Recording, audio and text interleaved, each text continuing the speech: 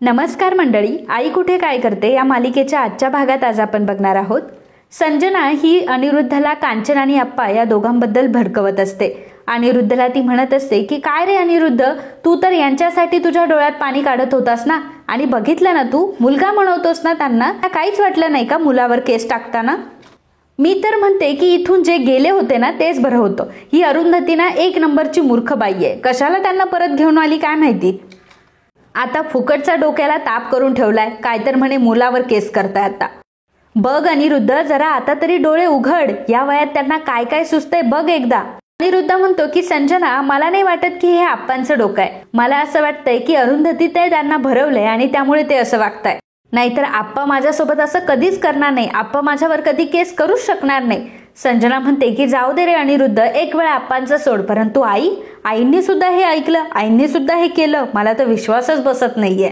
म्हणजे आईंचं तर तुझ्यावर प्रेम होतं ना, निदान घरात असं सगळ्यांना त्या दाखवत तरी होत्या. मग काय झालं? आता त्यांचं तुझ्यावरचं प्रेम खरं होतं की नाटक होतं देव जाणे. अनिरुद्ध म्हणतो की संजना, आईचं आणि आप्पांचं दोघांचंही माझ्यावर प्रेम आहे, परंतु हे सगळं ना ती अरुंधती घडवून आणते. मला तर वाटतंय की तू म्हणतेस तसाच तिला रिव्हेंज घ्यायचा आहे. मला तर एक गोष्ट कळत नाहीये की आता कोर्टामध्ये हे प्रूव्ह कसं काय करणार आहे, कारण त्या पेपर्सवर सही तर आप्पांची आहे ना. संजना म्हणते की आता त्यांचा लॉयर कोण आहे ना हे जास्त महत्वाचं आहे. लॉयर जर चांगला असेल तर लॉयर कुठूनही पुरावे उभे करू शकतो. अनिरुद्ध म्हणतो की संजना, आता काय करायचं आपण? तेव्हा संजना म्हणते की काय करायचं म्हणजे आपल्याला सुद्धा एखादा चांगला लॉयर शोधावा लागेल आणि त्याच्याकडे ही केस द्यावी लागेल. मला तर त्या अरुंधतीचा इतका राग येतोय ना की एक स्वप्न सुद्धा पूर्ण होऊ देत नाही ही बाई. अनिरुद्ध संजनाला म्हणतो की संजना जाऊ देत, आपल्याला ही केस जिंकायलाच हवी आहे. आता आपण एवढं सगळं केल्यानंतर हे घर आता हातचं जायला नकोय. संजना म्हणते की नाही अनिरुद्ध, मी आता हे घर अजिबात हातातून जाऊ देणार नाही, कारण हे घर ताब्यात घेण्यासाठी मी खूप मेहनत केली आहे. अनिरुद्ध, आता सगळ्यात पहिल्यांदा अरुंधतीने नक्की कुठल्या लॉयरला अपॉइंट केले ना आपण हे बघितलं पाहिजे. अरुंधतीच्या वकिलाला जर आपल्याला खिशात घालता आला ना तर मग मात्र प्रश्न सुटला. तर अनिरुद्ध म्हणतो की हो, गुड आयडिया, हे नक्कीच होऊ शकतं. आणि तसंही आता तिने असाच कुठला तरी लॉयर पकडला असेल, कारण आता तिच्याकडेही पैसे नाही आणि आपणकडेही पैसे नाहीयेत. एक म्हणजे मोठा लॉयर ते अपॉइंटच करू शकणार नाही. मी सांगतो ना, असाच कुठला तरी लॉयर असणार आहे. त्याचवेळी अनघा आणि यश दोघंही बोलत बोलत येतात आणि मुद्दामच त्या चौघांनाही ऐकवणूक करत असतात. अनघा यशला म्हणते की अरे यश, तू ऐकलंस का, आप्पांनी केस केलीये म्हणे. यश म्हणतो की अनघा, अगं तुझं ऐकण्यात काहीतरी फरक झालाय. फक्त आप्पांनी नाही केली केस, तर मी सुद्धा केलीये. अनघा म्हणते की अरे यश, काय सांगतोयस? म्हणजे आता संजनाताई आणि बाबा दोघांनाही तोंड द्यावं लागणार का यांना? एवढंच काय, तर लॉयरची चांगली फी सुद्धा आता त्यांना जमा करावी लागेल, द्यावी लागेल. यश म्हणतो की काय करणार ना अनघा, शेवटी एका हाताने केल्यावर दुसऱ्या हाताने तर फेडावंच लागतं. अनघा म्हणते की काय रे यश, पण तुमची केस कोण लढवणार आहे? यश म्हणतो की काय अनघा, तुला माहित नाही आमची केस कोण लढवणार आहे? अगं मुंबईतल्या फेमस लॉयर आहेत त्या. एवढंच काय, तर आजपर्यंत त्या एकही केस हरलेल्या नाहीयेत, असाच रेकॉर्ड आहे त्यांचा. अगं सगळे खूप मानतात त्यांना. आता ईशा, आभी, अनिरुद्ध आणि संजना चौघांनाही माहीत असतं की अनघाची आणि यशची आपल्यालाच ऐकवणूक सुरू आहे, परंतु आता ही लॉयर कोण आहे हे ऐकण्यासाठी त्यांचे कान आतुर झालेले असतात. अनघा यशला म्हणते की यश, आता एवढं सांगितलं आहे तर मला सांग ना त्या लॉयर कोण आहेत. यश म्हणतो की अगं असं काय करतेस अनघा, सुलेखाताई लढणार आहेत केस. त्यांनी प्रॅक्टिस पुन्हा सुरू केली आहे ना. आता हे ऐकून चौघांनाही खूप मोठा जबरदस्त धक्का बसतो आणि सुलेखाताईला तर काही ते मॅनिक्युलेट करू शकत नाही. सुलेखाताईला पैसे देऊन ते आपल्या बाजूने वळवूही शकत नाही. त्यामुळे आता चौघांनाही फार टेन्शन येतं. यश अनघाला म्हणत असतो की आता अनघा बघ, आता त्यांनी ही केस हातामध्ये घेतलीये म्हटल्यावर ती जिंकण्यातच जमा झाली ना. मंडळी, जर हा व्हिडिओ तुम्ही इथपर्यंत बघितलाय तर तुम्ही ठरला आहात लकी दर्शक, आणि यातूनच तुम्हाला मिळणार आहे पैठणी जिंकण्याचा मौका. त्यासाठी तुम्हाला एक महत्त्वाची गोष्ट करायची आहे, ते म्हणजे आपला व्हिडिओ पहिल्यापासून शेवटपर्यंत बघायचा आहे. सोबतच कमेंट बॉक्समध्ये एक कमेंट करायची आहे आणि त्यामध्ये तुमचं मनोगत लिहायचं आहे आणि शेवटी शब्द लिहायचा आहे पैठणी. आणि महत्त्वाचं म्हणजे या स्पर्धेसाठी त्यांनाच ग्राह्य धरलं जाईल ज्यांनी आपला व्हिडिओ शेवटपर्यंत बघितलाय, चॅनलला सबस्क्राईब केलंय आणि व्हिडिओला लाईक देखील केलंय. तर मित्रांनो, वाट कसली बघताय, लगेचच आपल्या या स्पर्धेमध्ये सहभागी व्हा आणि तसंही आतापर्यंत भरपूर लोकांनी पैठणी जिंकली आहे, त्यामुळे तुम्ही कसली वाट बघताय? कदाचित पुढची पैठणी तुमची सुद्धा असू शकते. त्यामुळे लगेचच जाऊन खाली कमेंट करा. धन्यवाद.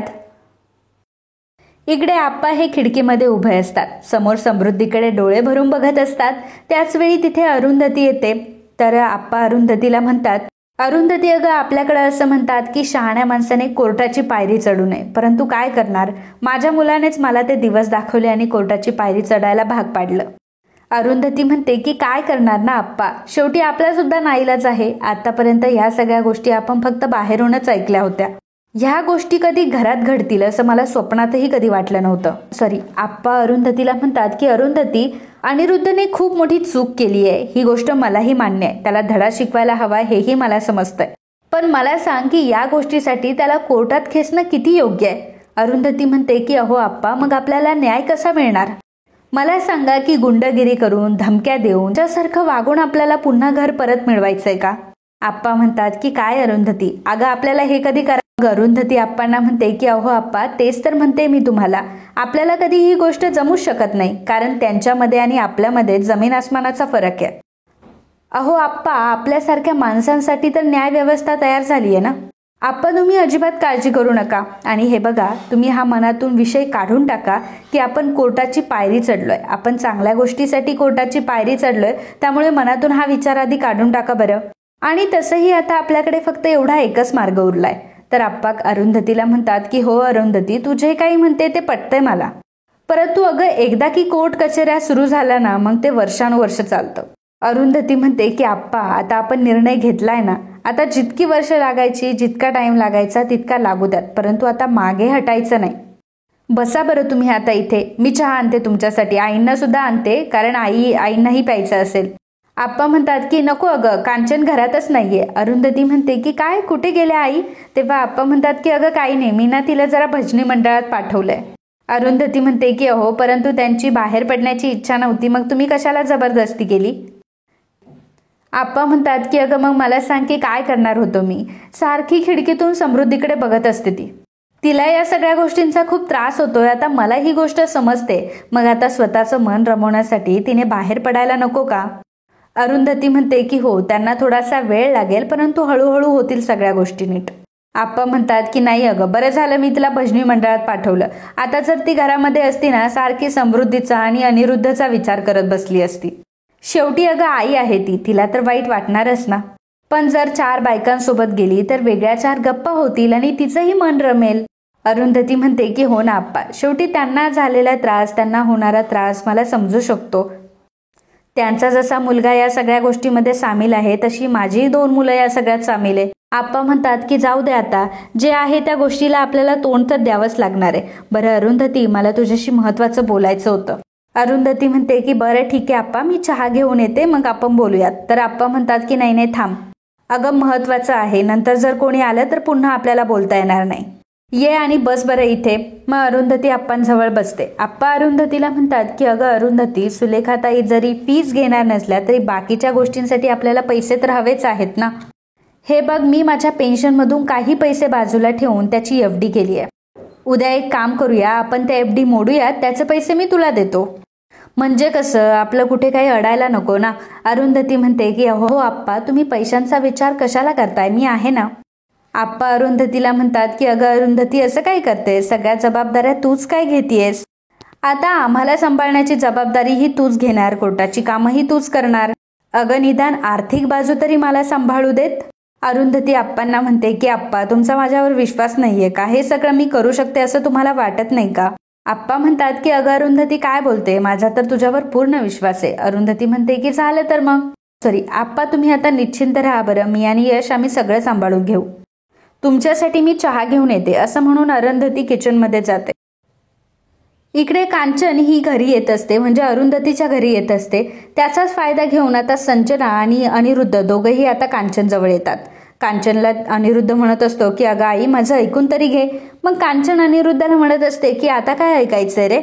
अनिरुद्ध कांचनला म्हणतो की अगं आई, मी तुला खरंच सांगतोय, मी आप्पांना नाही फसवलंय, तुझी शपथ. कांचन म्हणते की अनिरुद्ध, आता माझी खोटी शपथही तू घ्यायला लागलास का रे? नाही, बरोबर आहे तुझं, शेवटी आई मेली तरी तुला काय फरक पडणार नाही का? अनिरुद्ध म्हणतो की आई अगं असं नको ना बोलू. संजना म्हणते की अहो आई असं खरंच नाहीये, अनिरुद्धला तुमच्याशिवाय चैनच पडत नव्हती म्हणून तर आम्ही डायरेक्ट तुम्हाला गाठलं, आणि आम्ही जर घरामध्ये आलो असतो तर आप्पांनी काही बोलूनच दिलं नसतं. कांचन म्हणते तू गप ग, तू तर काही बोलूच नको, माझा अनिरुद्ध असा अजिबात नव्हता, तुझ्यामुळे झालंय हे सगळं, मला माहितीये ना तू त्याला बदलवलंय. संजना म्हणते की नाही हो आई, तुमचा काहीतरी गैरसमज होतोय. अहो मी तुमच्या अनिरुद्धला नाही बदलवलंय, तुमचा अनिरुद्ध आहे तसाच आहे. अहो अनिरुद्ध हे सगळं त्याच्या मुलांसाठी करतोय. अनिरुद्ध म्हणतो की आई आई तू प्लीज माझ्यावर चिडू नकोस. हे बघ मला तू एक गोष्ट खरी सांग की एवढा मोठा बंगला हा आप्पांना मेंटेन होतोय का? नाही ना. अगं मला सांग की या सगळ्या गोष्टीवर किती सारा पैसा खर्च होतो, आणि मलाही वाटतं की माझ्या आईने माझ्या आप्पांनी चांगल्या खोलीमध्ये राहावं, चांगल्या घरामध्ये राहावं. संजना म्हणते की अहो आई तुम्ही एक गोष्ट लक्षात घ्या ना, ईशा आणि अभिला त्यांचं स्वतःचं घर हवंय, त्यांना काही इन्कम नाहीये, त्यांनाही पैशांची गरज आहे. शिवाय विशाखाची तर परिस्थिती काय आहे हे तुम्हाला चांगलंच माहितीये. तुम्हाला असं नाही वाटत का की तुमच्या लेकीचं चांगलं व्हावं? कांचन म्हणते की हो ना, वाटतं ना, मला खूप वाटतं. संजना म्हणते की अहो आई तुम्हाला ज्याप्रमाणे वाटतं ना तसंच अनिरुद्धला सुद्धा वाटतं. अहो अनिरुद्धची धाकटी बहीण आहे ती, आणि विशाखावर त्याचं खूप प्रेम आहे. अहो आई अनिरुद्धने हे सगळं अभि, ईशा आणि विशाखासाठी केलंय. खरं सांगते की यामध्ये त्याचा काहीच स्वार्थ नाहीये. कांचन म्हणते की पण तुम्ही का फसवलं त्यांना? तुम्ही काही न सांगता त्यांच्या कागदपत्रांवर सह्या घेतल्यात. हे असं करताना तुम्हाला लाज नाही वाटली? तेव्हा संजना म्हणते की अहो आई लक्षात घ्या की आमच्याकडे दुसरा कुठलाही पर्याय नव्हता. अनिरुद्ध म्हणत असतो की अगं आई ऐकून तरी घे, अगं माझ्याकडे दुसरा कुठला पर्यायच नव्हता, आता माझ्याकडे पर्याय नव्हता म्हणून मला हा पर्याय सुचला. आणि आई तूच तर म्हणत असते ना की काहीतरी जर चांगलं होणार असेल तर थोडं खोटं बोललेलं चालतं म्हणून. अगं आई मी तुला खरंच सांगतोय की मी इतरांच्या भल्यासाठी सगळं काही केलंय, मला माफ कर. कांचन अनिरुद्धला म्हणते की अरे जर मग असं होतं तर तू सांगायचं होतं त्यांना स्पष्टपणे. असं जर तू त्यांना सांगितलं असतं तर त्यांना त्रास झाला नसता ना या सगळ्या गोष्टीचा. संजना म्हणते की अहो आई आम्ही किती प्रयत्न केला त्यांना सांगायचा, परंतु आप्पा काय ऐकायला तयारच नव्हते ना. मग तुम्ही मात्र घरच सोडून गेला त्यानंतर, आणि जेव्हा परत आला तर तुम्ही आमच्या घरी आलाच नाही, तुम्ही डायरेक्ट अरुंधतीकडे राहायला आलात. कांचनला आता संजनाचं आणि अनिरुद्धचं बोलणं खरं वाटायला लागतं, आणि ती म्हणते की ठीक आहे मी बोलते त्यांच्याशी. असं म्हणून कांचन पुढे जाऊ लागते तर आता संजना ही अनिरुद्धला खुणवते आणि म्हणते की बोल तो आईशी. अनिरुद्ध आता कांचन सोबत बोलतो, आणि कांचनला तो म्हणतो की आई फक्त एक काम कर ना, आपण केस मागे घ्यायला सांगशील का? तेव्हा कांचन आता स्पष्टपणे अनिरुद्धला सांगते की नाही ते तर मला काही जमणार नाही. अनिरुद्ध म्हणतो की आई प्लीज आता तूच मला सांग की मी स्वतःच्या बापाच्या विरोधात कोर्टामध्ये उभे राहणार आहे का? आई मला खरंच सांगतो, मला हे अजिबात सहन होत नाहीये. संजना म्हणते की आई प्लीज तुम्ही आप्पांना काहीतरी समजून सांगा ना. अहो अनिरुद्धला खूप टेन्शन आलंय या सगळ्या गोष्टींचं. अहो एवढंच काय तर रात्रीचा अगदी दचकून उठतो तो, त्याला खरंच खूप टेन्शन आलंय. एकतर त्याला आधीच एक हार्ट अटॅक येऊन गेलाय, आणि परत जर अनिरुद्धचं काही झालं तर मी नाही सहन करू शकत ती गोष्ट. संजना हे सगळं मुद्दाम करत असते आणि कांचनला इमोशनल करण्याचा प्रयत्न करत असते. मग कांचन आता अनिरुद्धच्या तोंडावरनं हात फिरवते आणि म्हणते की नाही माझ्या अनिरुद्धला काहीच होणार नाही, मी तर त्याला काहीच होऊ देणार नाही, मी बोलते यांच्याशी. असं म्हणून कांचन तिथून निघून जाते. आता कांचन तिथून निघून गेल्यानंतर संजना आणि अनिरुद्ध दोघंही एकमेकांकडे बघून हसत असतात. तर इकडे अरुंधती, नितीन आणि यश हे तिघ जण बोलत असतात. आप्पा तिथे बाजूला बसलेले असतात. नितीन अरुंधतीला म्हणतो की आपल्याला खूप साऱ्या गोष्टींची काळजी घ्यावी लागणार आहे आणि प्रॅक्टिस सुद्धा करावी लागणार आहे. आप्पांना इतकं विचारात बघून अरुंधती आप्पांना विचारते की काय झालं आप्पा, कसला विचार करताय का की तुम्हाला झोप वगैरे येते? आप्पा म्हणतात की नाही मी ऐकतो ना तुमचं सगळं बोलणं. यश म्हणतो की अहो आप्पा तुम्हाला झोपायचं असेल तर झोपा तुम्ही, तसंही तुमची रात्री झोप झाली नसेल, एक काम करा तुम्ही मस्तपैकी झोपा बरं, जे काही होईल मी तुम्हाला नंतर समजून सांगतो.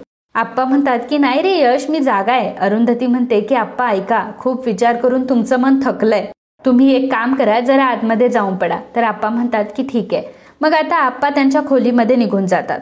नितीन म्हणत असतो की बघ ना अरुंधती, या वयामध्ये शांत आयुष्य जगायचं सोडून काय वेळ आली आहे बिचाऱ्यांवर. बट एनिवेज आता आपल्याला खूप सारी तयारी करावी लागणार आहे, कारण संजना आणि अनिरुद्ध सुद्धा वकील हायर करतील आणि त्यांचा वकील आपल्याला उलटसुलट प्रश्न सुद्धा विचारू शकतो. तर अरुंधती म्हणते की ठीक आहे ना, विचारू देत त्यांना जे काही विचारायचं ते, आपण खरीच उत्तरं देणार आहोत. नितीन म्हणतो की नाही आपण तर सगळी उत्तरं खरीच देणार आहोत, परंतु परंतु प्रश्न कधी कधी वेगळे असू शकतात आणि त्यांचे दोनही अर्थ निघू शकतात. त्यामुळे प्रत्येक प्रश्नावर नीट विचार करा आणि योग्य विचार करूनच उत्तर द्या. यश म्हणतो की हो, सुलेखाताई आहेत ना, मग सुलेखाताई जसं सांगतील तसंच आम्ही करू. नितीन म्हणतो की आणि अरुंधती, सगळ्यात महत्वाचं म्हणजे गेल्या 26 वर्षामध्ये अनिरुद्ध तुझ्याशी कसा वागलाय या सगळ्या गोष्टी नीट आठव, नीट लक्षात ठेव. मी तर म्हणतो की ह्या सगळ्या गोष्टी तू नीट लिहूनच ठेव, कारण या गोष्टीचा आपल्याला खूप फायदा होणार आहे. अरुंधती म्हणते की नाही, त्याची काही गरजच नाहीये, कारण त्या सगळ्या गोष्टी मी कधी विसरू शकत नाही. नितीन म्हणतो की हो अरुंधती, आता तुला खूप स्ट्रॉंग व्हावं लागेल, कारण कोर्टामध्ये तुला खूप स्ट्रिक्ट प्रश्न सुद्धा विचारू शकतात. 4 जणांमध्ये चर्चा होऊ नये असे वाटणारे सुद्धा काही टॉपिक असू शकतात.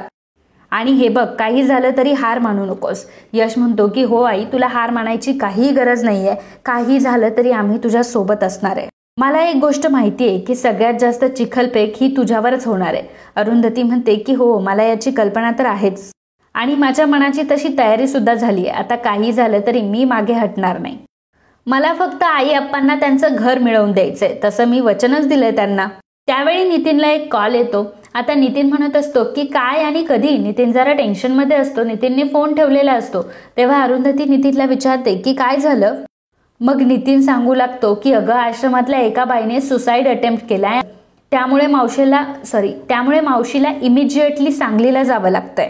अरुंधती म्हणते की बापरे, मग आता काय करायचं आपण.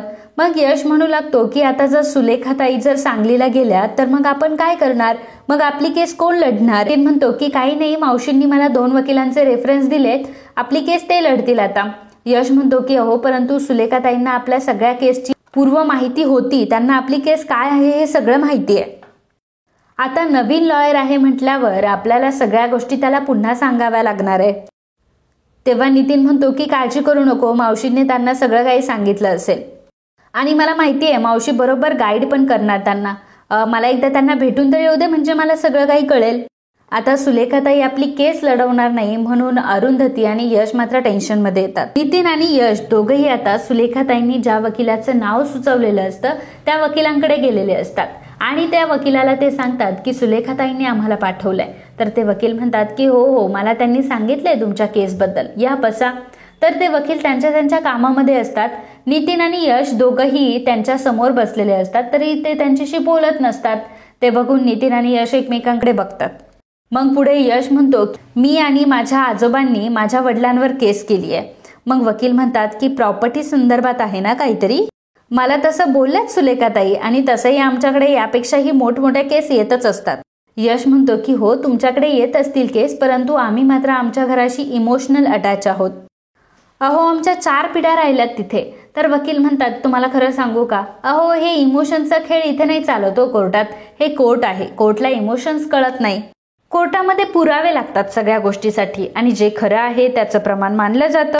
त्यामुळे तुमचं तुमच्या घरावर किती प्रेम आहे याने मात्र काहीच फरक पडत नाही.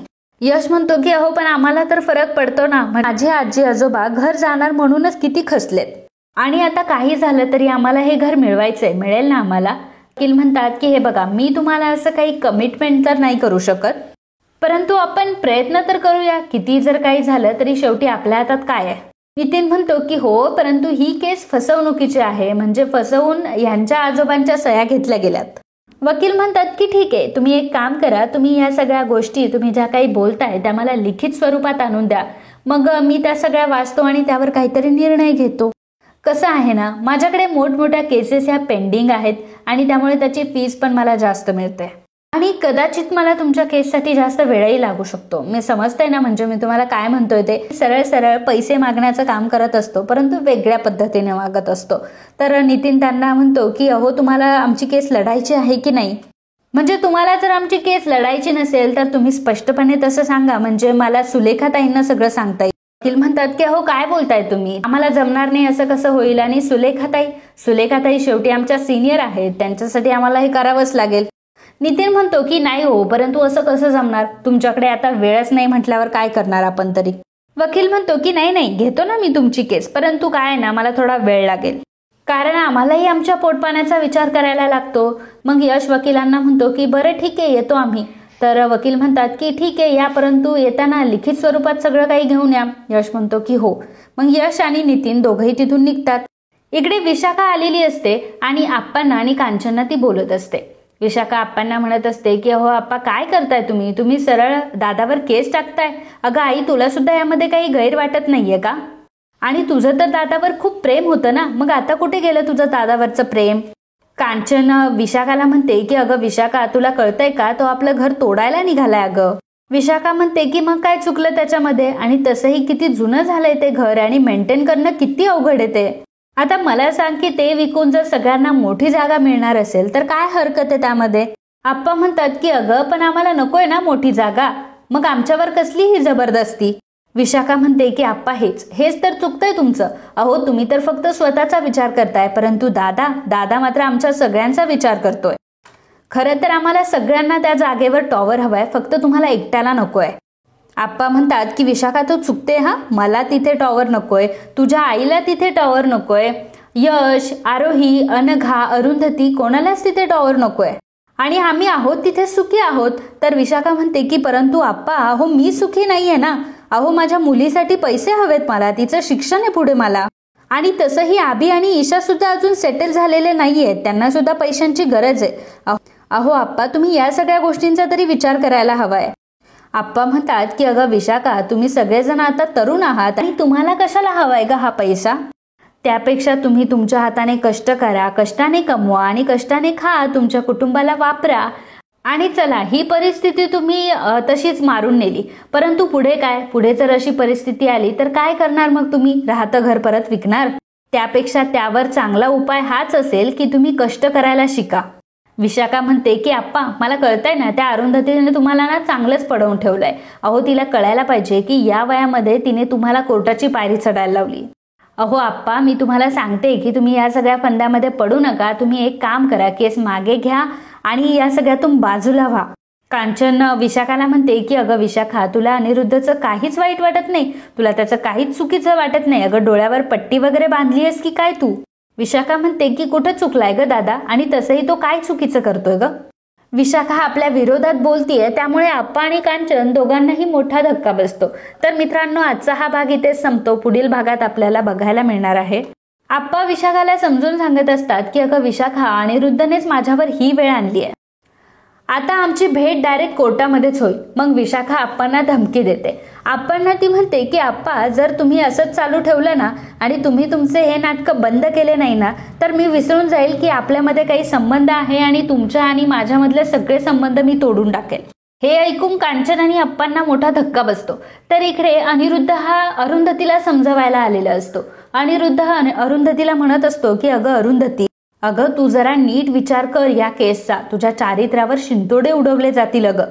अरुंधती म्हणते की मला फिकर नाहीये समाजाचा, की समाज माझ्याबद्दल काय विचार करतोय ते. अनिरुद्ध म्हणतो याचा अर्थ तू केस लढणार आहेस तर?